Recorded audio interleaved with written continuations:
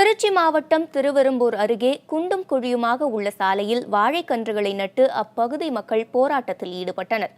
திருவெரும்பூர் உய்யங்கொண்டான் இணைப்பு சாலை கடந்த 5 ஆண்டுகளாக பராமரிக்கப்படவில்லை என்று மக்கள் குற்றம் சாட்டுகின்றனர். மாவட்ட ஆட்சியரிடம் மனு அளித்தும் நடவடிக்கை எடுக்கப்படாததால் மரண சாலை என பெயரிட்டு பதாகைகளையும் பொதுமக்கள் வைத்துள்ளனர். குண்டும் குழியுமான சாலையை உடனே சீரமைக்க வலியுறுத்தி சாலையில் வாழைக்கன்றுகளை நட்டு பொதுமக்கள் போராட்டத்தில் ஈடுபட்டனர்.